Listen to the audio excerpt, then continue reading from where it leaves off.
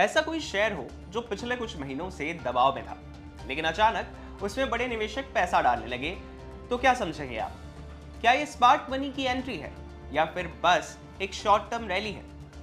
Stock scan के इस episode में हम बात कर रहे हैं सुज़लॉन एनर्जी की, जिसके शेयर में आज जबरदस्त तेजी देखने को मिली। सुज़लॉन एनर्जी का शेयर 7% की बढ़त के साथ 49 रुपए पर क्लोज हुआ।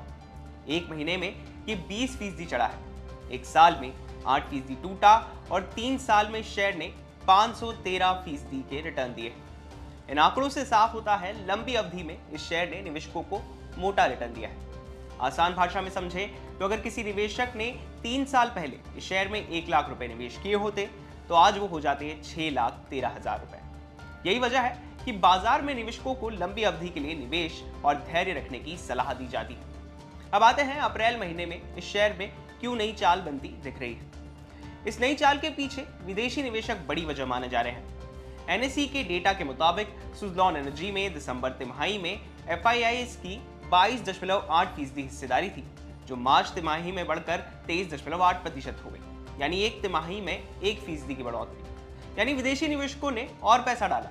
ये तब हो रहा है जब बाजार से विदेशी निवेशक धड़ाधड़ पैसा निकाल रहे हैं, यानी बाकी जगह विदेशी निवेशक बेच रहे हैं लेकिन सुज़लॉन में खरीदारी कर रहे हैं। इसे ही कहते हैं smart money move.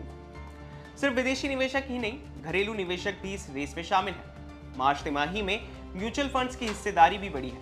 Mutual funds की हिस्सेदारी 4.82% से बढ़कर 4.87% हो गई है।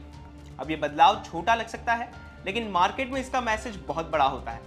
बड़े फंड हाउसेस की खरीदारी का मतलब है निवेशकों का कॉन्फिडेंस मजबूत होना। अब जरा समझते हैं कि सुज़लॉन एनर्जी आखिर करती क्या है। ये देश की टॉप विंड एनर्जी कंपनी है, यानी हवा से बिजली बनाने का काम करती है। विंड टरबाइन मैन्युफैक्चरिंग भी करती है और रिन्यूएबल प्रोजेक्ट्स डेवलप करती है।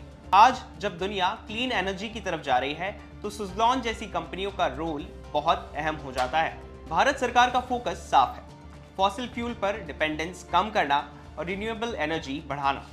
विंड और सोलर एनर्जी आने वाले सालों में पावर सेक्टर का भविष्य होंगे और इसी वजह से सुज़लॉन जैसी कंपनियों को फायदा मिल सकता है। जियोजीत फाइनेंशियल सर्विसेज के गौरंग शाह का मानना है कि सुज़लॉन का लॉन्ग टर्म व्यू पॉजिटिव है।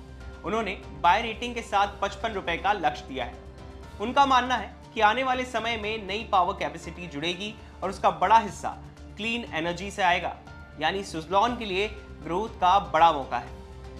टेक्निकल एक्सपर्ट हरीश जुजारे का कहना है कि पिछले 6 महीने से शेयर करेक्शन में था। 40 रुपए के आसपास सपोर्ट मिला और अब 48 रुपए तक रिकवरी हुई है, लेकिन 49 पर बड़ा रेजिस्टेंस है। अगर शेयर 49 के पार निकलेगा तो रुपए 53 तक जा सकता है, यानी भाव 200 दिन के मूविंग एवरेजेस के ऊपर जा सकता है। कंपनी की ऑर्डर बुक भी काफी मजबूत है। कंपनी के पास 6 गीगावाट के ऑर्डर हैं, लेकिन इसको समय पर पूरा करना भी बड़ी चुनौती है। अगर एग्जीक्यूशन कमजोर हुआ तो कमाई पर असर पड़ेगा।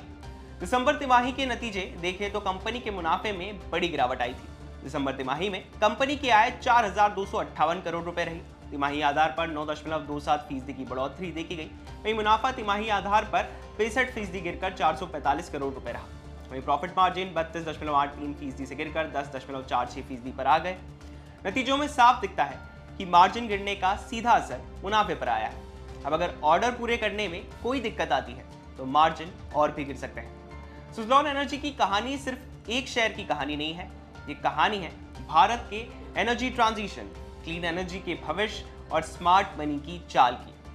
जब एफआईआईज और म्यूचुअल फंड्स एक साथ किसी स्टॉक में पैसा लगाते हैं तो बाजार ध्यान जरूर देता है, लेकिन इस तेजी में रिस्क भी होता है, इसलिए हर निवेश सोच समझकर करना चाहिए। अगर आपको किसी शेयर में निवेश करना है तो अपने निवेशक या सलाहकार की राय जरूर लें। स्टॉक स्कैन के इस एपिसोड में आज बस इतना ही। बिजनेस से जुड़ी बाकी तमाम खबरों के लिए आप देखते रहिए विस्तार।